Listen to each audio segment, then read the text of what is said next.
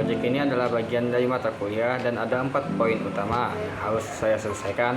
Yang pertama ada file database, yang kedua ngecek primary key, yang ketiga pakai template bootstrap untuk desain, yang keempat sampai bikin tabel buat sistem hak akses.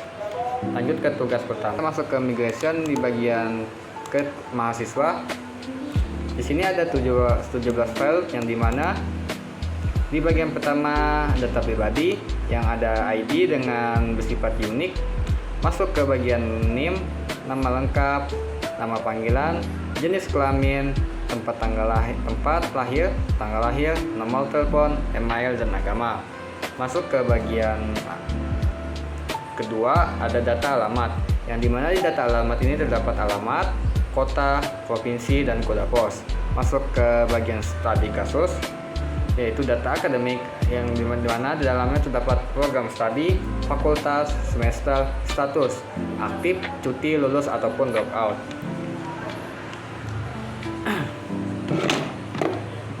Yang menarik tuh ada di bagian status, yang dimana di status ini saya menggunakan uname. Jadi nilainya terbatas, hanya dari pilihan yang udah ditentukan, nggak bisa diisi sembarangan. Selain uname, di sini juga saya menggunakan untuk jenis kelamin. Nah sekarang kita masuk ke tugas kedua, yaitu primary key di setiap tabel. Primary key itu artinya identitas unik buat setiap baris data di tabel. Tanpa ini database kita akan hancur. Nah, kalau kita cek satu persatu, tabel mahasiswa ada pakai $table. Di bagian sini tabel user, ini adalah tabel bawaan dari Laravel. Masuk ke tabel lowers dan juga tabel permission. Bisa dilihat di sini. Nah, yang spesial tabel row permission ini tabel pivot. Jadi primary key-nya bukan satu kolom tapi gabungan dari 2 kolom, ID dan permission. Bagian ini. Ini namanya composition primary key. Cara nulisnya di Laravel pakai $table, row primary, terus isi array berisi nama kedua kolom tersebut. Simple tapi powerful, seperti contoh di sini yang saya buat. Intinya semua tabel sudah punya primary key.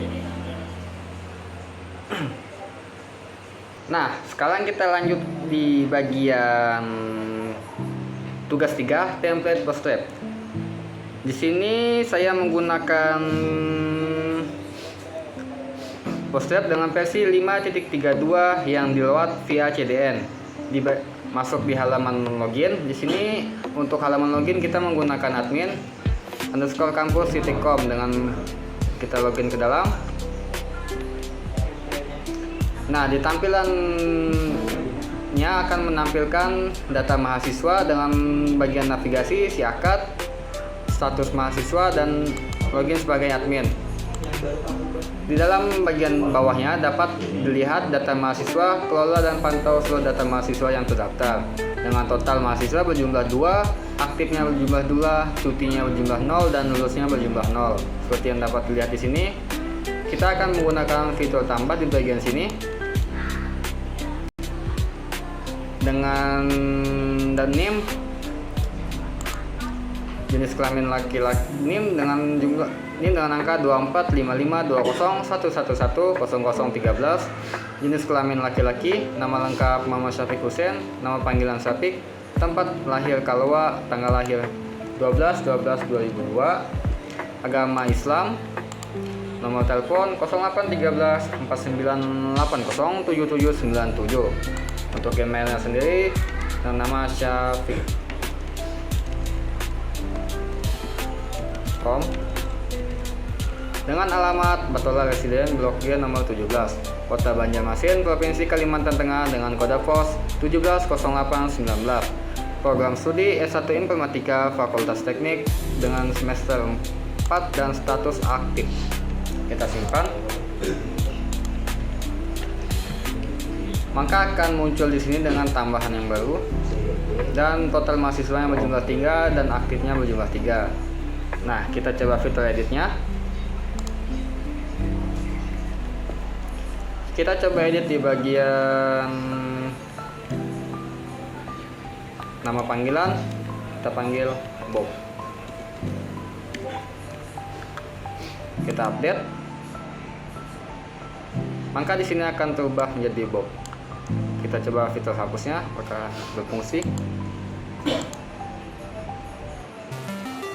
Ya, fitur hapusnya berfungsi. Kita coba lagi.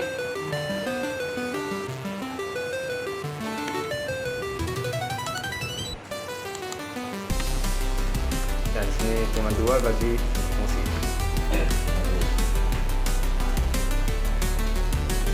Sekarang kita lanjut untuk pembahasan. Masuk ke tabel akses. Soal keempat. Ini tugas yang paling kompleks. Tugas 4, bikin tabel baru untuk mengelola hak akses.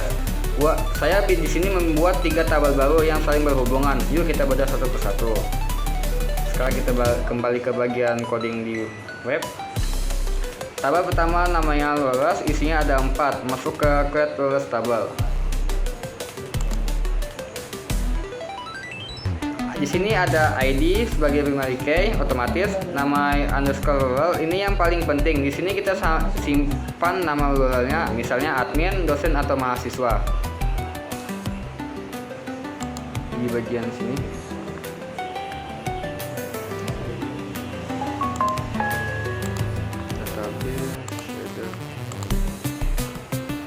Dosen ini untuk bagian admin login.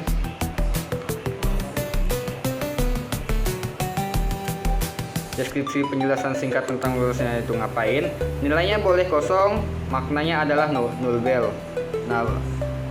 Nah, sekarang kita masuk ke tugas keempat, yaitu tabel hak akses. Ini tugas yang paling kompleks. Tugas 4, bikin tabel baru untuk mengelola hak akses. Nah, di sini saya membuat 3 tabel baru yang saling berhubungan. Yuk kita bedah satu persatu. Yang pertama ada create rollers tabel. Kita fokus ke bagian sini.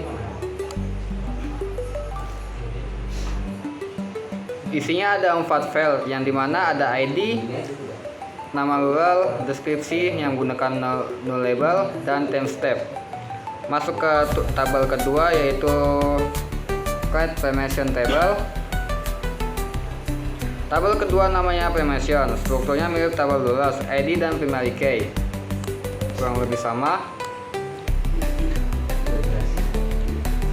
Nama aksi yang diizinkan, contohnya create mahasiswa, edit mahasiswa, delete mahasiswa, ataupun view mahasiswa.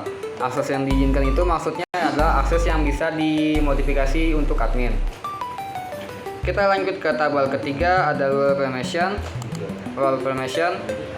Tabel ketiga namanya role underscore permission, ini yang paling menarik. Tabel ini fungsinya sebagai jembatan antara role dan permission.